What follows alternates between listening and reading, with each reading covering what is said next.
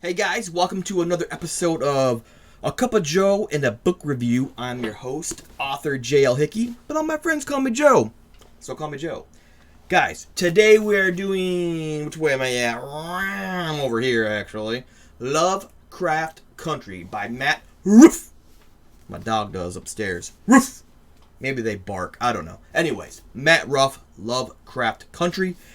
This was brought to my attention by 2 or 3 of my fellow book friends. They said that I would love this book.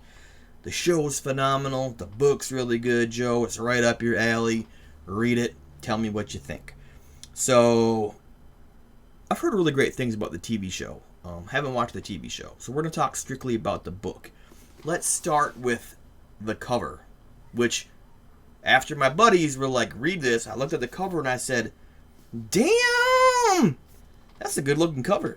I love the retro vibe of it. Even the obviously fake wear and tear. I've never read Lovecraft before. Obviously, I'm familiar with HP. Familiar with Cthulhu. But I've never read any of his works. So I was interested enough because I've always wanted to. And I was hoping this would delve into a little bit of the mythos of Lovecraft. So I was like, yeah, you know what? The show's like blowing up on my newsfeed on social media. Everyone's saying it's amazing. And I've never read Matt Ruff. The cover art looks good. Let's give it a giggity go. And then I read it. And this is my review on reading it. I didn't love it. That first 100 pages, man, I was hooked. Atticus's story was really, really exciting. The build up to the mansion on the hilltop, right, was super exciting. I felt like we were just about to break into the Lovecraftian aspect, the cosmic horror aspect. But every time the stories would get to that point, I felt like it always fell flat. I think there's reasons behind that, and we'll get to that later. But this really breaks up into, it's almost like a short story collection, and then all the stories kind of build into a longer narrative, and it all comes together at the ending. The first chapter and the last chapter were the only 2 things about this book that I really, really liked. The whole middle aspect was a snooze fest, in my opinion. Everyone loved this book, and maybe just failed the hype, but Matt Ruff would build up all this tension in the social aspects of the time with the Jim Crow South, and it's in the 1950s, and that's where the real fear is. And then the minute it gets to the Lovecraft aspect, the supernatural aspect, the cosmic horror aspect of the novel, it's almost glossed over. And so there's no real payoff in that respect. So let's say there's a monster in this random box, and a person opens it and it eats their face. That's literally what it says in the book. And they open the box, and the monster eats its face. There's nothing there that builds up on that kind of tension. It just felt so forced. And then I read the ending, which I really, really, really liked. And I think I know why the author chose to do that. But it made for a fairly boring 80% of the book, in my opinion. So, let me break that down a little further for you. There's 2 real conflicts at play here. Racism, and then the supernatural horror. The last chapter sums it up perfectly. I'm not going to go too much into detail because I do not like talking about spoilers, and I do not think this spoils it, so don't worry. But the author goes a pretty long way into explaining that the only real horror in this book is the Jim Crow, the racism in America to this day, and how terrifying it was to live back in the 50s, especially being a black person, especially down south. And when you read these chapters of them traveling, through these cities, and wow, it is scary. It is extremely high tension. Just how quick, on a drop of a dime, that type of society that they lived in could literally kill them. And nothing that this cosmic horror could do would even touch what they already live in. They already live in horror. And I love that. I love that concept. I think that it could have been implemented better. Then I learned Matt Ruff originally wrote this as a screenplay. He wanted to make it into a movie or a TV series, and that made a little bit more sense because it actually is almost written that way in the fiction format. Like a lot of the action scenes, a lot of the situations where I was really excited to read about kind of got glossed over because if you're doing a movie script, most of that's up to the director trying to build that together. And I kind of felt like it read that way. So, with all that being said and done, hot damn, my hoodie is wrinkled, guys. I mean, I'm not on here trying to score hot points, so whatever. We're going to play a game. It's called the one word / one thought game. So let's do a little cool graphic thing.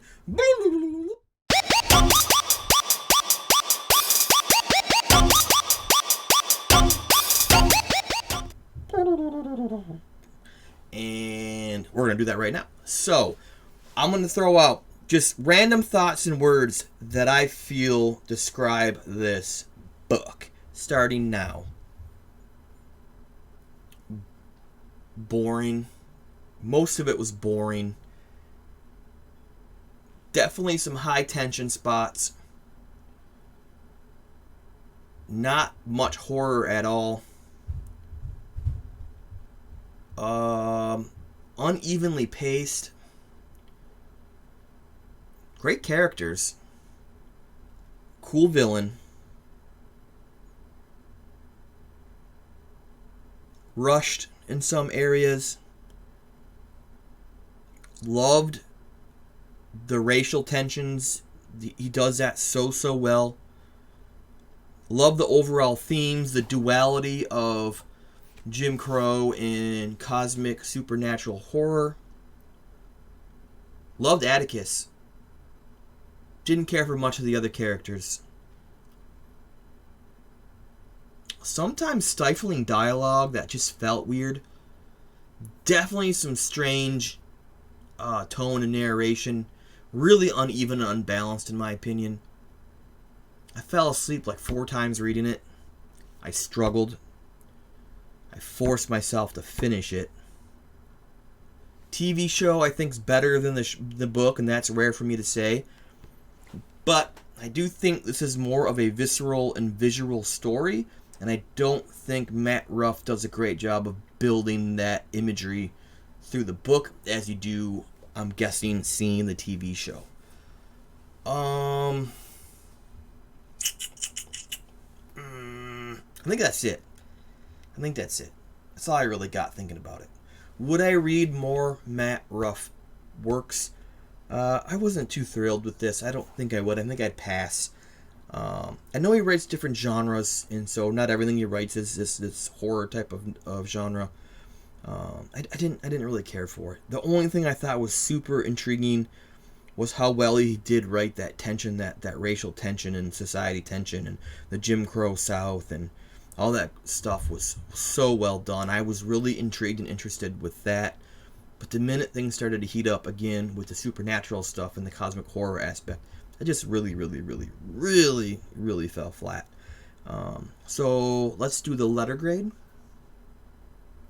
I am going to give Lovecraft Country a D+.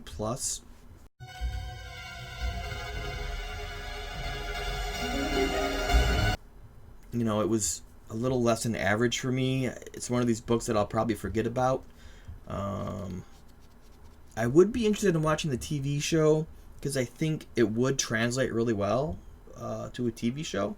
I wouldn't tell my friends they have to read this. I wouldn't even suggest my friends to read this. If somebody came in saying, "Hey, do you have Lovecraft Country? I've been thinking about reading it," I'd say, "Yeah, we do."